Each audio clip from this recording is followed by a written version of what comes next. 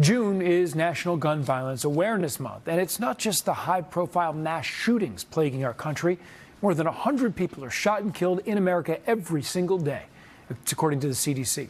Today, some Bronx students are honoring the victims through art, and News 4's Lynda Baquero shows us how. A special guest for a special project. A Bronx congressman meeting high school students using art to tackle gun violence. It's a teachable moment. It's about the power of art to inspire, to move things, to make things happen, to move people. The purpose of this project is not to force opinions upon others, but instead to provide the necessary facts. On behalf of the United States Congress, I want to thank you for your activism and for your service. Bennett Gorman. Thank you so much.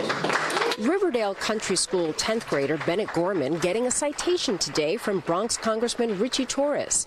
The art project at the school uses small square boxes referred to as soul boxes, each honoring a victim of gun violence.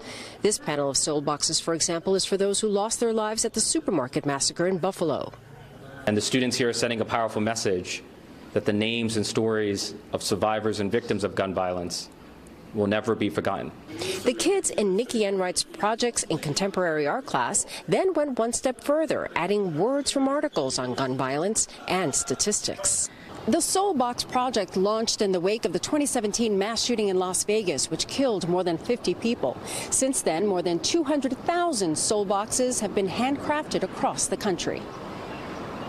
Beverly Emers is a board member with Soulbox. She lives nearby in the South Bronx and says she's a victim of gun violence. As a mother, I fear for my son's life walking down the street. The more you know about a topic, the better you are to inform someone else and to spread your message. Our project proposes no direct solution, but it does offer our community inspiration to take the first step down whatever path they believe will provide justice for the victims of gun violence and create a future without it. In Riverdale, Lynda Baquero, News 4, New York.